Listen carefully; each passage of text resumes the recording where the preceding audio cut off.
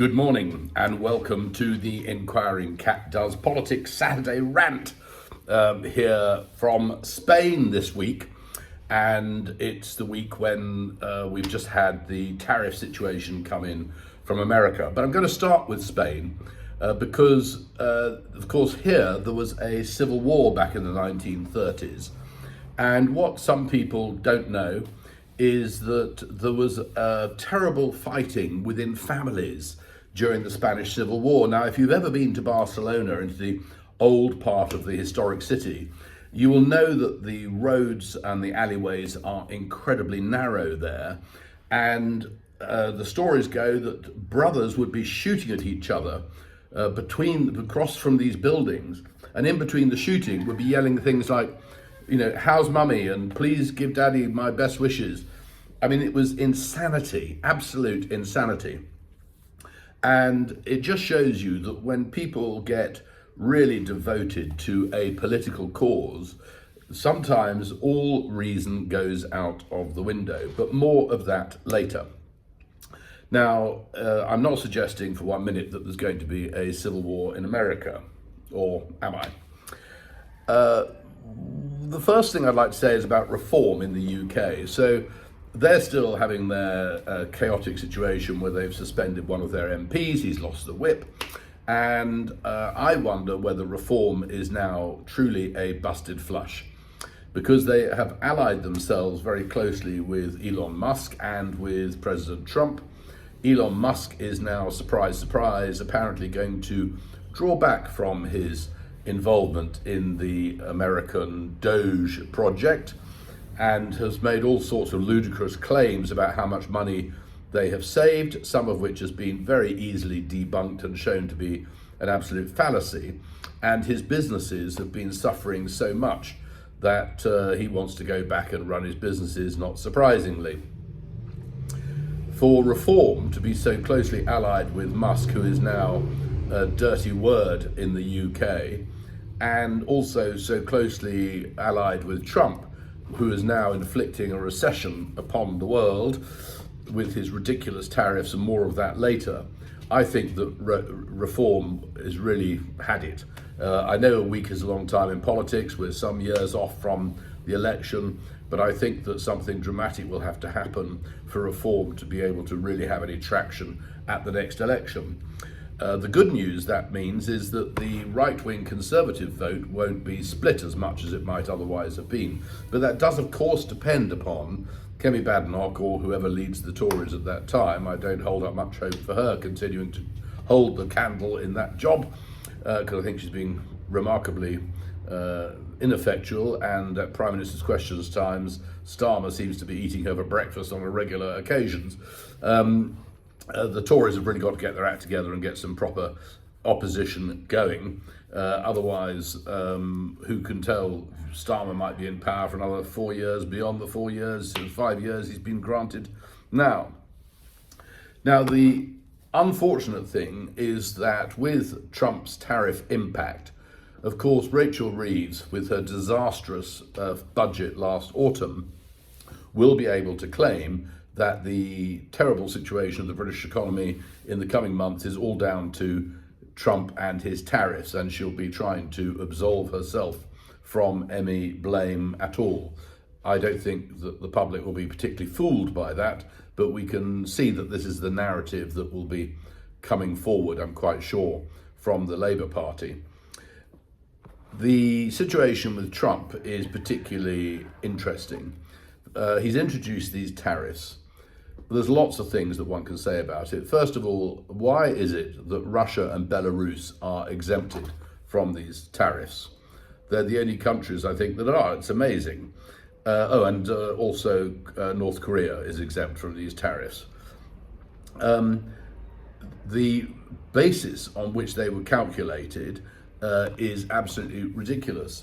So let's take Bangladesh as an example. Bangladesh has been hit with a very high tariff because they import very little from America, but they export quite a bit to America. Well, that's hardly surprising. Bangladesh is a poverty-stricken country. They can't afford Ford Mustangs and Harley Davidsons, and what they do produce themselves is very cheap clothing, which the Americans like to buy, and they couldn't make that clothing in America as cheaply themselves because of the labor rates. So of course you've got a disparity. And the other thing is that when you look at the disparity, for instance, between Canada and America, there's no calculation being put in there as to per capita of population. It's just a straightforward X percent, X percent. It's ridiculous. It's completely illiterate. And it's going to be absolutely chaotic across the whole world. Now, why is this happening? Is it because Trump just wants to be the number one talking point on every news channel around the world? I've got no doubt he's reveling in that because of his monstrous ego. But you have to remember that his first wife, the late great first wife, she said that the only book he ever read was on his bedside table, and it was Mein Kampf.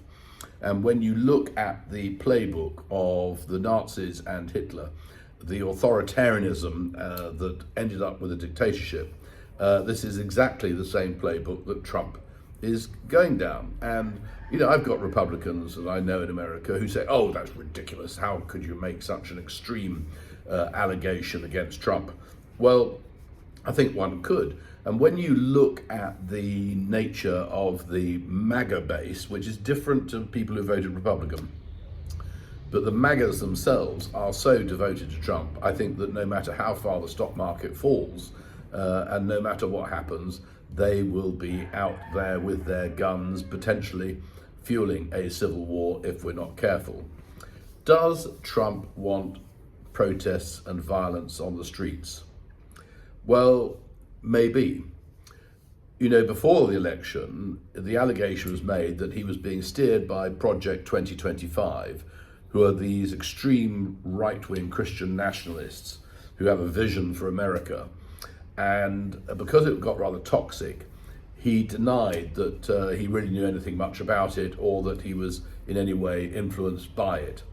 However, since he became president, he has put several members of Project 2025 in charge of ministries, and if you look at the manuscript that was done for Project 2025, people who wrote about a particular subject are now running those departments.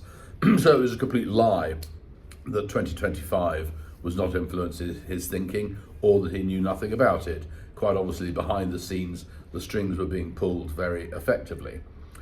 Now, if the situation deteriorates further in America and people do start demonstrating on the streets, of course that would suit Trump because he wants to be able to deploy the military against the civilian population in violation of the Constitution.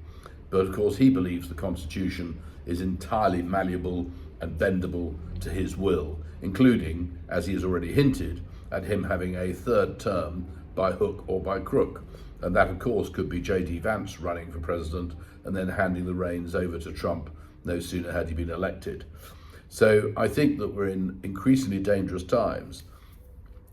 So for those people who would not consider themselves to be MAGA maniacs, but just Republican voters, I do get it that some Republican voters were so dismayed with the offering from the Democrat Party that they felt they had to vote Republican or that it was a better choice.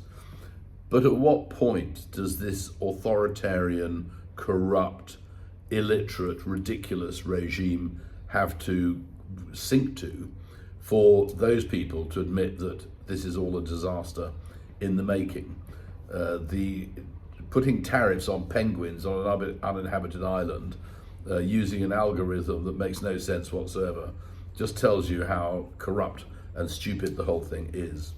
So I am one of those people, when I look at the British political scene, and I'm very critical of the VAT on private schools, I'm very critical of the national insurance hike and things like that, and I talk about the budget last year being a disaster, but I'm quite prepared to be proved wrong, and actually I'd like to be proved wrong because I don't want disaster to happen to Britain. What I don't detect amongst my Republican contacts in America is any willingness for them to say, hang on a second, this is going disastrously wrong, because they're so partisan. And it is incredible that I understand they may dismiss Democrat voices, but there are plenty of old Republican voices who have switched sides or have sounded the alarm bells, and yet this doesn't seem to influence them at all. things are moving at pace. We will see what happens next. But that's the end of my Saturday rant for today. So I hope you have a good weekend as I enjoy the sunshine in Spain.